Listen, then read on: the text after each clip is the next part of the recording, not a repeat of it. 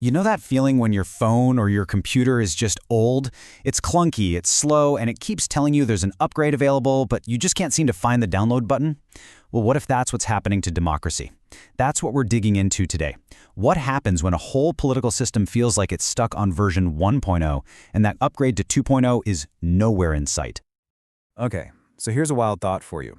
What if the solution we all assume is the obvious one, just getting more people to vote, doesn't actually fix democracy? It sounds completely backward, doesn't it? I mean, more voters should equal more democracy. That's the simple math. But what if, and just stick with me here, what if making everyone vote doesn't just fail to patch the system, but it actually introduces a bunch of new, nasty bugs? And look, this isn't just some theory cooked up in a university. You can feel it, right? All around the world, there's this growing sense that something's just off. The rituals are all there. We see the elections, we hear the speeches, the government buildings are still standing, but it all feels a bit hollow, like the soul of the thing, the substance, has just kind of vanished. So to really get to the bottom of this, we've got to break democracy down into its two core components. Think of it like a body. There's the skeleton, the structure, and then there's the spirit, the lifeblood that actually makes it all work. And here it is, laid out side by side. On the left, you've got the form. This is the skeleton, the hardware, the stuff you can see and count. We're talking about periodic elections, the rule of law, having multiple political parties. But then on the right, you have the substance. This is the spirit, the software. It's the real honest debate between people. It's citizens actually being engaged. And maybe most importantly, it's having trust in the whole system. A democracy can't survive without both. One without the other is just a machine with no one to run it. So what happens when that substance, that spirit, starts to drain away? Well, you get something called democratic hollowing out. It's a really powerful idea. It's not a loud revolution, it's a quiet decay. Imagine a beautiful old house that looks perfect from the street, but on the inside, termites are eating away at the foundations. The rituals, the elections, they keep happening, but they're empty. They've lost their meaning. And this isn't a new idea, by the way. Thinkers for centuries have been saying the same thing. Just showing up to vote isn't enough. If there's no real discussion, if people don't feel like their participation matters, then what's the point? It really is like a body that's technically there but has no pulse. Okay, so this all sounds good in theory, right? But let's look at a real-world case study. A fascinating, almost perfect experiment that shows us exactly what happens when you focus on form over substance. We're going to head to Chile. Now, for a long time, Chile was seen as the success story of Latin America. Stable, prosperous, kind of the exception to the rule in a really volatile region. But then, not too long ago, that all came crashing down.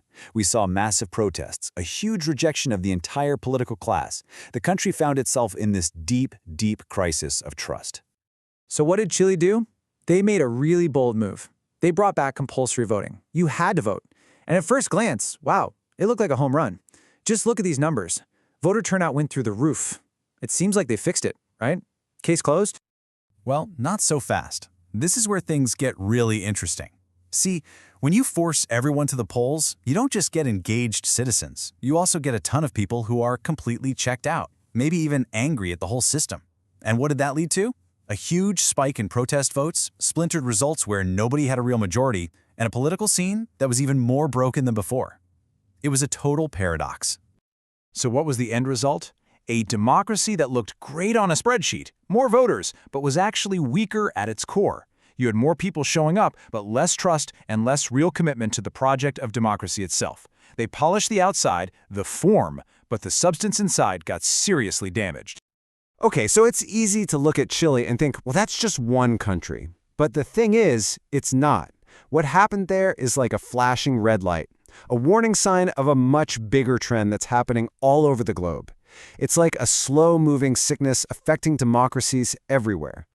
I mean, just think about it. Does any of this sound familiar to you? The crazy polarization where everyone's screaming at each other, the constant flood of disinformation, leaders who seem to be testing the limits of democratic rules, that nagging feeling that big money has way too much influence. Yeah, these are the exact things putting a huge strain on democracies from country to country.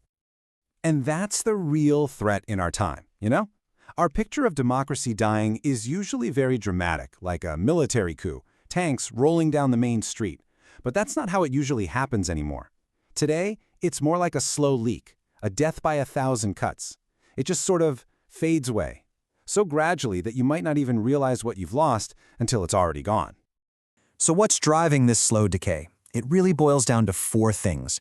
First, there's just plain old exhaustion. People are tired of the constant fighting.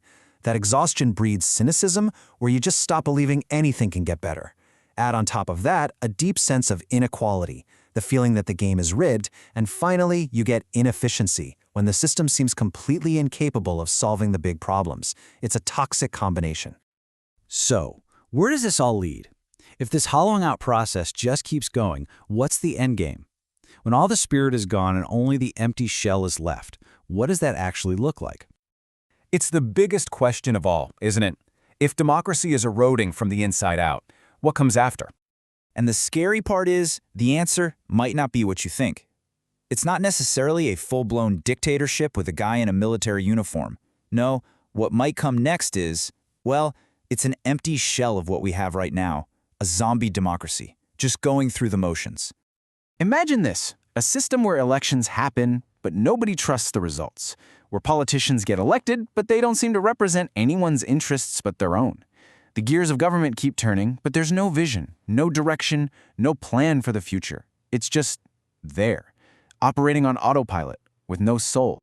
And that leaves us with a pretty chilling final thought.